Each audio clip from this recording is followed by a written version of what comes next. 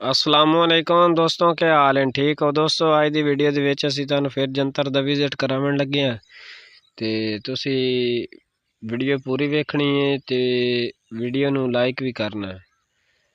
ਇਹ ਤੁਹਾਨੂੰ ਜੰਤਰ ਦਾ ਵਿਜ਼ਿਟ ਕਰਾਉਣ ਲੱਗੇ ਹਾਂ। ਇਹ ਪਾਣੀ ਤੋਂ ਬਾਅਦ ਜਿਹੜੀ ਅਸੀਂ ਯੂਰੀਆ ਖਾਦ ਲਾਈ ਹੈ ਤੁਹਾਨੂੰ ਦੱਸਿਆ ਵੀ ਇਹ ਤੇ ਇਨਸ਼ਾਅੱਲਾ ਇਹਦੀ ਅਸੀਂ ਕਟਾਈ ਕਰਨੀ ਤੇ ਇਹ ਦਾਤਰੀ ਸਾਡੇ ਕੋਲ ਮੌਜੂਦ ਹੈ, ਚੈੱਕ ਕਰ ਸਕਦੇ ਹੋ। ਤੇ ਅੱਜ ਅਸੀਂ ਇਹਦੀ ਕਟਾਈ ਕਰਨ ਲੱਗੇ ਹਾਂ। ਜਿਹੜੇ ਇਹਦੇ ਵੱਡੇ ਪੌਦੇ ਹਨ ਇਹਨਾਂ ਦੀ ਅਸੀਂ ਕਟਾਈ ਕਰਨੀ ਤੇ ਜਿਹੜੇ ਛੋਟੇ ਵਾਲੇ ਨੇ ਇਹ ਫਿਰ ਬਾਅਦ ਵਿੱਚ ਤਿਆਰ ਹੋ ਜਾਸੇ। ਅੱਛਾ, ਦੂਸਰੀ ਗੱਲ ਇਹ ਵੀ ਤੁਸੀਂ ਅਗਰ ਚਾਹੁੰਦੇ ਹੋ ਕਿ ਸਾਡਾ ਬੀਜ ਵੀ ਅੱਛਾ ਹੋਵੇ ਤੇ ਅੱਛੀ ਪੈਦਾਵਾਰ ਹੋਵੇ ਯਾਨੀ ਕਿ ਬੀਜ ਦੀ, ਉਹਦੇ ਵਾਸਤੇ ਸਭ ਤੋਂ ਤੁਹਾਨੂੰ बेहतरीन तरीका और बेहतरीन हल दसना। भरपूर भी होसी और बी भी अच्छा होसी ते चंगा भी होसी। ਉਹਦੇ ਵਾਸਤੇ ਤਰੀਕਾਕਾਰ ਕੀ ਹੈ, ਤੁਸੀਂ ਇਹ ਪੌਦਾ ਜਿਹੜਾ ਹੈ ਨਾ अगर कटाई कीता है तो ਇਹ वाला पौधे की कटाई नहीं करनी पहली दफ़ा। मिसाल तौर पर यह पौधा भी कटाई कर लेना, यह भी कर लेना। इधर साइड तो जितने पौधे हैं दो दो तीन तीन फिट दे उत्ते तुसी एक एक पौधा डक्की जावना, उन्होंने ही कटाई नहीं करनी क्योंकि जदों वो पौधा तैयार हो सी वो तुहाडा बीज बहुत ज़बरदस्त लैसी और वो कद वो हाइट भी बहुत ज़्यादा हो सी और बीज की पैदावार भी अच्छी खासी हो सी। दूसरी गल ये है भाई अगर तुसी जिस तरह सरसों वेखियो सी बरसेम के अंदर लोगों ने खलारी होंदी है, डक्की होंदी है, उसकी कटाई नहीं कर रहे होंगे।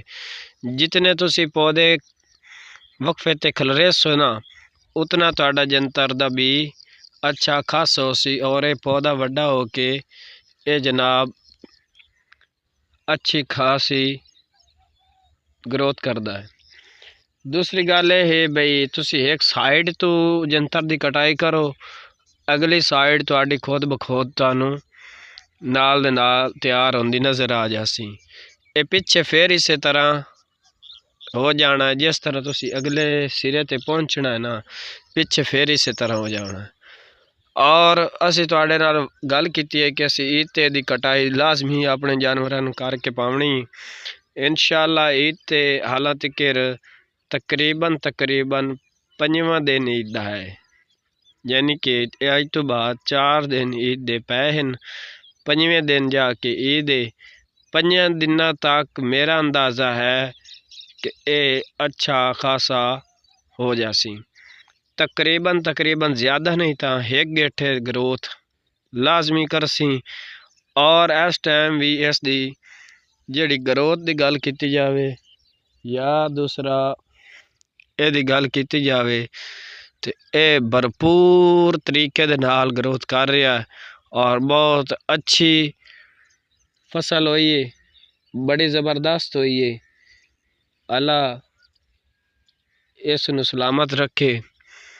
तो जिन्होंने दोस्तों ने असी जितने एक नॉलेज हाई पहुँचा चुके हैं और इस तरीके दे नाल वो भी फ़ायदा उठावें। अगर तो चाहो तो तुसी इनू सेल भी कर सकते हो। तो अगर तुसी अपने जानवरों लिए रखना है तो वो तुहाडा अपना मसला है, लेकिन साढ़े कोलों वेखो कि शानदार पौधे तैयार हो रहे हैं माशाअल्लाह, बहुत ज़बरदस्त पौधे हैं। सारे पौधे ज़बरदस्त हैं। जेडे छोटे वाले हैं वो भी हुण अच्छी ग्रोथ कर रहे हैं, जेडे पहले वड्डे हैं वो तो फिर होर ज़्यादा ग्रोथ कर रहे हैं।